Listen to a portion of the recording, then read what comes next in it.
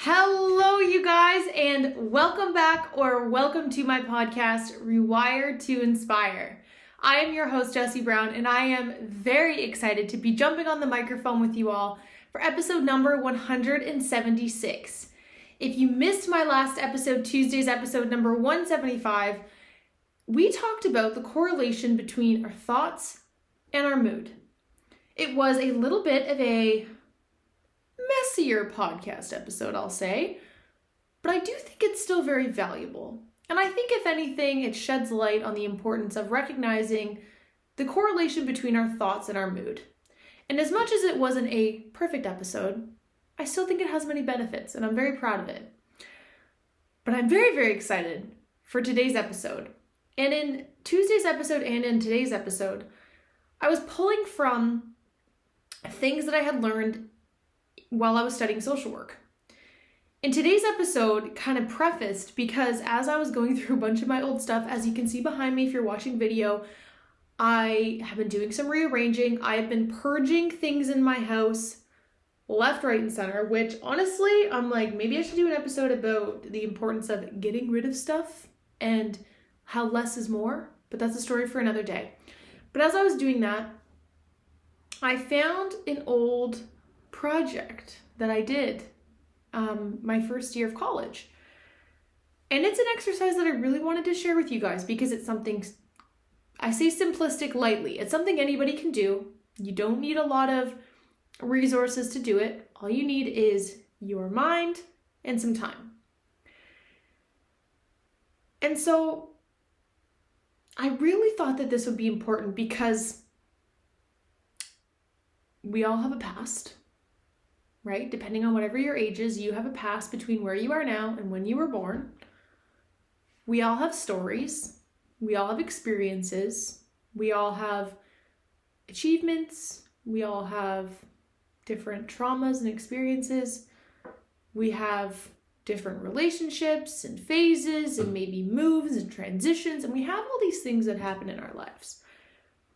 But sometimes in the present moment, it can be easy to kind of forget about those things. Forget about certain milestones. Forget about things you've overcome in your past. And so the whole preface of this exercise is to help you gain more clarity, maybe shed some light on things in your life that you've maybe forgotten about, and to maybe raise your self-awareness. And so I have some benefits of doing this exercise that I'm going to talk about at the end. But first I want to explain what it is and how you can do it. And so basically we're going to be talking about something called a life map. Some people have called this a genogram. It's basically, I just got like the Candygram reference in my head from Elf. I was putting up some super side tangent. I was putting up some Christmas decorations yesterday. So for some reason saying that just made me think of when the elf is talking about sending a Candygram. But anyways, a very, very side note, if you are excited about the holidays like I am, I hope that the elf is also just playing in the back of your mind throughout the day. But anyways, it's basically an exercise to allow you to see a timestamp from the time you were born to, again, whatever age you are right now. And so to do this exercise, basically you could do this many different ways. When I did this, we did it on a piece of paper. You could also now do, you could do this digitally, you could do it on your computer, you could do it in bullet points, but the best way that you could do it is so that you can see it in front of you as a timeline. We first did it on a huge piece of Bristol board, and then I had taken a picture of it and I had printed it onto a piece of paper so I could just have it smaller. But what I want you to do is to get, ideally again, a big piece of paper or a piece of paper, and I want you to just put a straight line through the middle. And I want you to put at one side age 0 and at the other end, whatever age you are right now. I want you to then just start going in. You can either start 1, 2, 3, 4, 5 and go in order, or you can just think of things as they pop into your consciousness of different milestones. And I want you to start writing those down. So this could be, births that have happened, deaths that have happened, achievements, relationships, career milestones, graduations, if you've had traumatic experiences, if you had a life event that has happened, marriage, anything that you can think of, I want you to go and write it down on a timestamp of what age you were when that happened. And I encourage you to use colors and symbols to kind of represent. So maybe yellow was something really positive, whereas red was maybe something harder for you, or purple was something, to do with your mental health, or whatever it is. I want you to make it yours. This was one of my favorite exercises that we had to do. We then get to do this with clients as well, and it just helps to shed light on different things that you've also maybe forgotten about. And I remember when I did this exercise, I had forgotten about a decent amount of things, and I had asked my mom, like, what am I missing on this? And I remember her kind of filling in the blanks of different things. I was like, oh, right, like I forgot about that, and then throwing it in. And then once you've done that, I want you to start to maybe correlate, if there's any kind of correlations between things. So if maybe there was a relationship that started and then you had moved, or maybe you graduated and you got a job, or whatever it is for you. And I want you to just maybe kind of see where different trends are for you. And then once you have it, I want you to maybe reflect under each of those milestones what that event means to you. Maybe you do this on a separate piece of paper where you write like 1 through whatever. Number 1 meant this to me. Number 2 meant this to me. And I want you to just go through it. And that's really what the whole exercise is. And I want to share some of the benefits with you of doing this exercise, because you might be thinking like, well, what a waste of time. Like, why would I be focusing on the past? And I think that as you go through this exercise, the same as when I did, there were so many parts of my brain that were just like, right, well, this makes so much sense now. Oh, I never correlated those things together. Oh, well, now this makes sense. And it just allows you to have this picture that would never be duplicable by somebody else. That's your story. And to have a visual of that is also just something very unique and cool to look back on in another 5-10 years, when you can be like, wow, like look at the transition between that phase of my life and this phase of my life. And it just allows us to have these snapshots of, well, it makes so much sense why my life is the way it is now because of those decisions that I had made at that time. And so some benefits of doing a genogram or a life map is that it allows you to raise and just focus on self-reflecting. I mean, the whole exercise in and of itself is prefaced on self-reflecting, but this allows you to really raise your self-awareness, right? And focus on the growth that you have made. It allows you to recognize how one decision you made at one point in time in your life influenced the trickle-down effect down that timeline. The decisions that you have made. It was so interesting for me to see that like the one decision that I had made at 16, 17 years old to move to Alberta led to all these other life events that never would have happened without that one decision. How saying yes to studying social work led to all these other jobs, which led to meeting all these people, which led to all these other experiences. And so really it recognizes how these decisions that we make that might just seem insignificant and like they're a part of our life have way more significance than we realize. And sometimes it's just a really cool moment for us to be like, interesting. It allows us to understand patterns. So like that correlation between things, or maybe, for example, you're not recognizing how there's themes in your life and how you're repeating cycles. And when we do this exercise, it allows us to gain awareness to also transform your future. Maybe when you're looking at it, you're like, like I'm missing certain things that I really value, or I haven't done a lot of things that I really want to, or wow, these same patterns keep happening over and over again.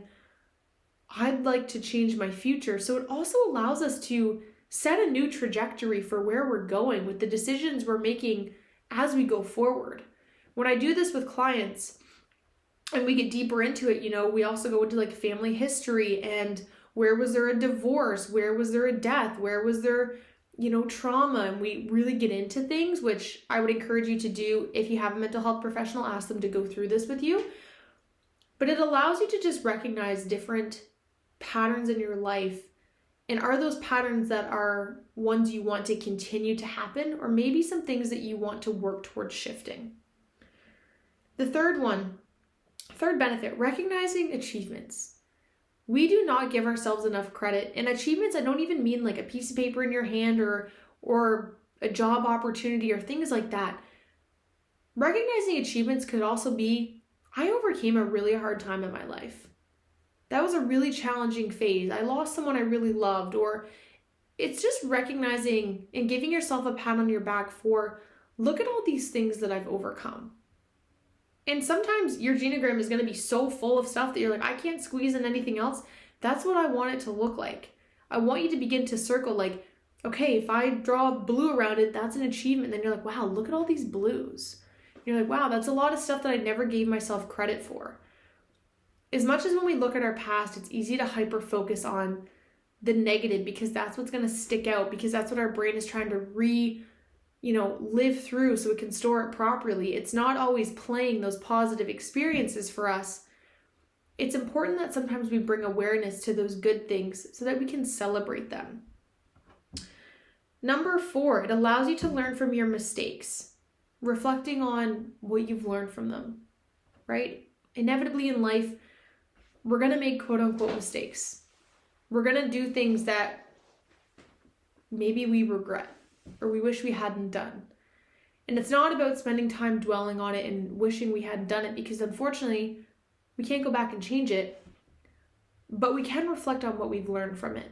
And I think that that's really important, to be like, okay, I had this really challenging time at one point in time in my life, but what is my takeaway? What would I do different now? What would I shift based on my experience now from that experience?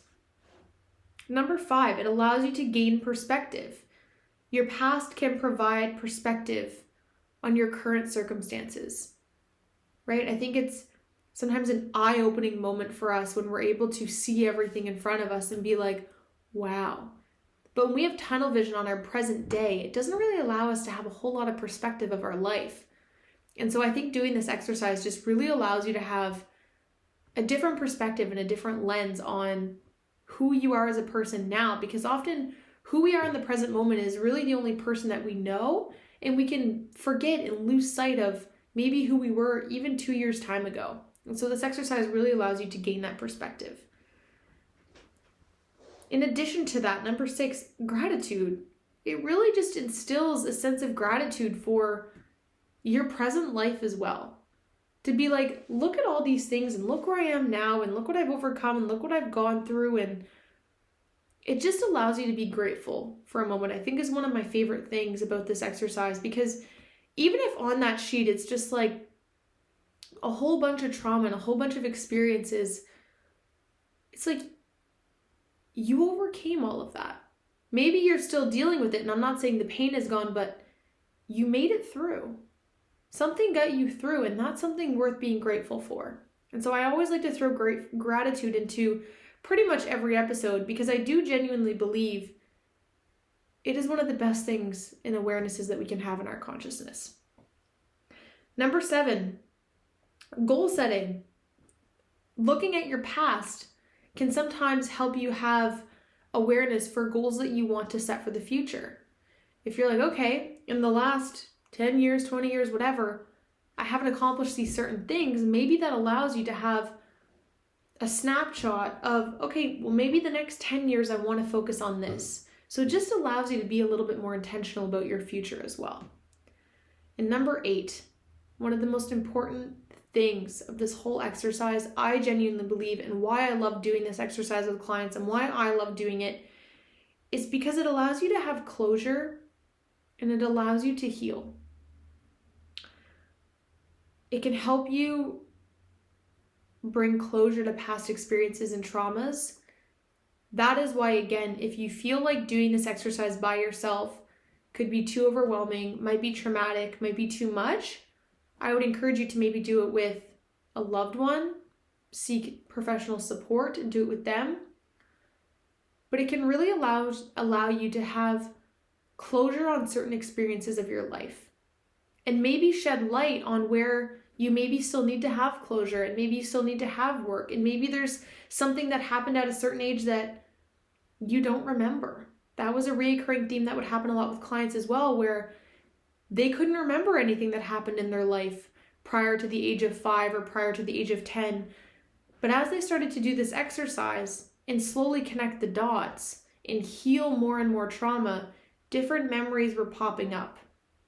And so I want you to be very mindful and careful, and only you know where you're at with your healing journey. But this is also a really good way to maybe unlock some harder traumas that have been suppressed and to start to do the work to heal them and store them properly. And I understand that maybe certain things you don't want to remember and you don't want to bring awareness to. And so I encourage you to just be gentle with yourself and notice where your mind is going when you're doing this exercise. And maybe you just focus on, what are the positive things that happened in my life? And I know that that can be easier said than done. And so again, I do encourage you, if you feel like this would be an overwhelming exercise to do it in a safe place, slowly, with love, at your speed. But if you feel like you're in a phase of your life where you're ready to do some reflecting and ready to look back, I encourage you to do it and notice what happens. And if at any point of doing this exercise you're overwhelmed, put it away, put it down.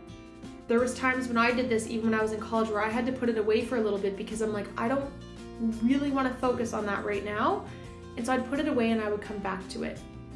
And so all of this is sometimes hard work to do, but also just allows us to make those connections and correlations in our mind. And so I hope that this helps you make sense of your life journey and that you can learn from your past so that you can navigate your future with greater intention and purpose based off of the experiences and events that have happened in your life thus far. So that is the exercise that I genuinely believe will allow you to have more clarity and healing, not only about your past, but will also allow you to set up your future in a way based off of that awareness. You have so many experiences and things that you might not be giving yourself credit for. And so this exercise really just allows you to have that permission to shed light on that and to learn from it. There's no better person to learn from than your own past, so that you can ensure that you're not duplicating the same mistakes. So thank you guys so much for tuning into this week's episode of Rewire to Inspire. I hope you enjoyed. I hope you take the time to do this exercise. It truly is a very rewarding exercise to do, but again, be gentle with yourself. Do it at the speed in which you think would be most beneficial for yourself, and seek mental health support as always if you think that that would be most constructive and beneficial to you. So sending you guys all the love, happiest of Novembers, and I look forward to chatting with you all next week. Bye, you guys.